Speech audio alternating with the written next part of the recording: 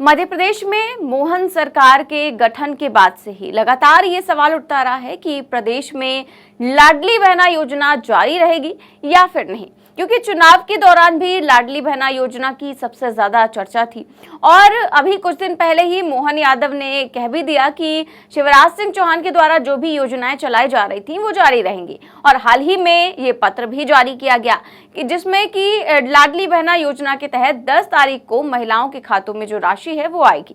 लेकिन इस पत्र पर उमंग सिंघार, नेता प्रतिपक्ष है, कांग्रेस नेता है, उन्होंने सवाल खड़े कर दिए हैं, क्योंकि उनका कहना है कि लाडली बहना में छटनी की जाएगी। तो क्या कहा है उन्होंने आपको बताएंगे। लेकिन जैसा कि आप जानते ही हैं कि मध्य प्रदेश में लाडली बहना योजना को ही मास्टर स्ट्रोक माना जा रहा है, जिसकी वजह से महिलाओं ने बढ़ चढ़कर बीजेपी को वोट दिया और बीजेपी ने बम्पर जीत हासिल की। इसीलिए इस योजना को गेम चेंजर भी कहा गया।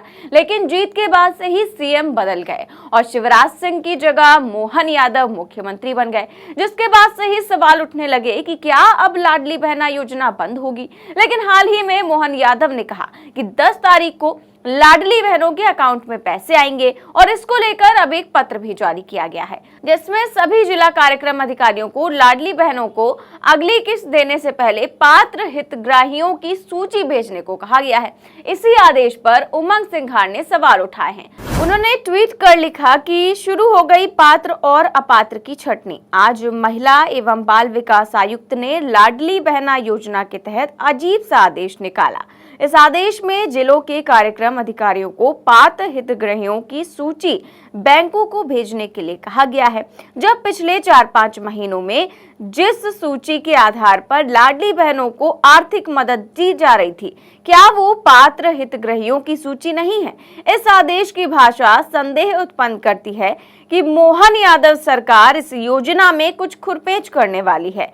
पात्र और अपात्र की पड़ताल करके ज्यादातर बहनों को योजना का लाभ देने से वंचित कर दिया जाए तो आश्चर्य नहीं किया जाना चाहिए। बीजेपी चुनाव जीत गई, शिवराज सिंह चौहान विदा हो गए, अब कुछ भी हो सकता है। तो इनका कहना है कि बीजेपी अब तो चुनाव जीत ही चुकी है और अब क्योंकि शिवराज सिंह चौहान सीएम नहीं है तो अब जाहिर तौर पर जो नए सीएम आए हैं वो कुछ भी कर सकते हैं। और जिस पत्र का जिक्र उमंग सिंघार कर रहे हैं वो पत्र महिला एवं बाल विकास के द्वारा जारी किया गया है और इसमें कहा गया है कि लाडली बहना योजना के तहत जितने भी पात्र हितग्राही हैं उनकी सूची बैंकों को भेजी जाए। इस पत्र में पात्र हितग्राहियों शब्द का इस्तेमाल किया गया है और इसी के आधार पर उमंग सिंघार मोहन यादव सरकार पर सवाल खड़े कर रहे हैं। वो सवाल कर रहे हैं कि जिन महिलाओं के खाते में पैसे जा रहे थे उनमें से आखिर कितनी महिलाएं अपात्र होंगी और आखिर दूसरी सूची की जरूरत क्यों पड़ी,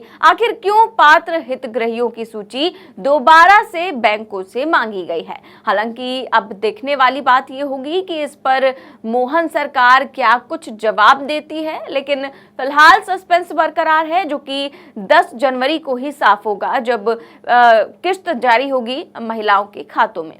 फिलहाल मध्य प्रदेश चुनाव के बाद भी लगातार चर्चा में बना हुआ है। वजह है शिवराज सिंह चौहान से सीएम पद का छिनना।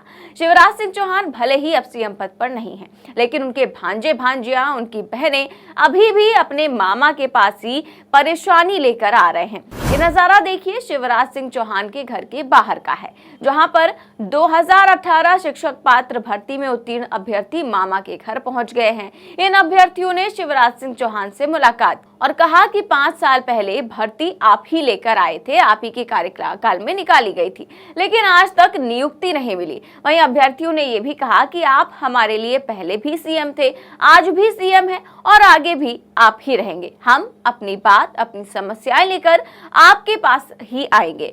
तो सुनिए क्या कुछ कहा है उन्होंने।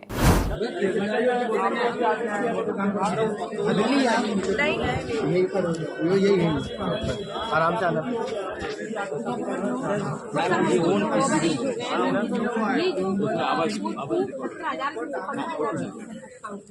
इसके बाद विभाग की दूसरी काउंसलिंग का बोल रहा था, दूसरी काउंसलिंग में कराती उसने प्रेस विज्ञप्ति बताया।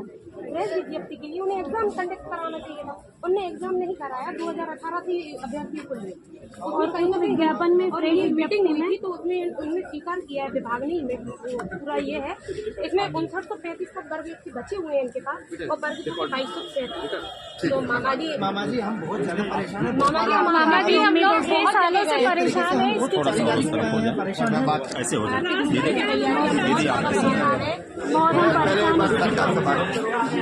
मामा जी आप ही हमारी सरकार है, हम नहीं हम जानते। आपके पास हमारे आए हैं सर आप हमारे सीएम और आप हमारा काम पूरा करो तो हम हम पूरा सीएम के पास विश्वास नहीं जाएंगे। हम जब भी आएंगे आपके पास आप ही के पास आएंगे। हमारे पास अब कोई रास्ता नहीं है मैं बात करती हूँ और हम भोपाल आके बहुत परेशान जितने भी आएंगे आप आ जाएंगे। और हम मामा जी अलग अलग जिले में बनाते हैं कोई नर्सिंग तो अभ्यर्थियों की बात सुनने के बाद शिवराज सिंह चौहान ने भी उन्हें भरोसा दिलाया कि वो उनकी बात सरकार तक पहुंचाएंगे और उनकी मदद जरूर करने की कोशिश करेंगे। फिलहाल बात करें शिवराज सिंह चौहान की तो रह रह कर उनका भी दर्द सामने आ ही रहा है। गाहे बगाहे उनके सोशल मीडिया पोस्ट या फिर उनके बयान से झलकता है कि शिवराज सिंह चौहान को कुर्सी जाने का दर्द बहुत गहरा है, जो यदा कदा उनकी जबान से बाहर आ ही जाता है। कभी वो बयान देते हैं कि राजतिलक होते होते कई बार वनवास हो जाता है, तो कभी वो सोशल मीडिया पर पुराने दिनों को याद करते हैं और कहते हैं कि ये उन दिनों की बात है, जिससे ऐसा लगता है कि उनके मन में कहीं ना कहीं कसक अभी भी बाकी है। फिलहाल शिवराज सिंह चौहान इंतजार कर रहे हैं कि बीजेपी आला कमान उन्हें कोई जिम्मेदारी देगी, लेकिन फिलहाल बीजेपी ऐसा कोई इशारा नहीं कर रही है। इसलिए शिवराज सिंह चौहान तमाम संदेश देने की कोशिश भी कर रहे हैं, जैसे कि उन्होंने अपने घर के बाहर बोर्ड लगा लिया है मामा का घर, और इसी तरह से लगातार तमाम इशारे वो कर रहे हैं, चाहे अपने बयानों से हो, चाहे अपने सोशल मीडिया पोस्ट से हो, चाहे अपने घर की नेम प्लेट बदल कर रहे हो। तो तमाम इस तरह के इशारे कर रहे हैं। तो देखते हैं आगे क्या कुछ होता है। और बात करें लाडली बहना योजना, जो कि काफी चर्चा में है, तो उसकी स्थिति भी 10 जनवरी को साफ हो ही जाएगी, जब किस्त जो है वो लाडली बहनों के खाते में आएगी। फिलहाल कैसी लगी आपको ये खबर, हमें कमेंट बॉक्स में जरूर बताएं। देश और दुनिया की तमाम बड़ी खबरें जानने के लिए देखते रहिए 4PM न्यूज नेटवर्क। नमस्कार।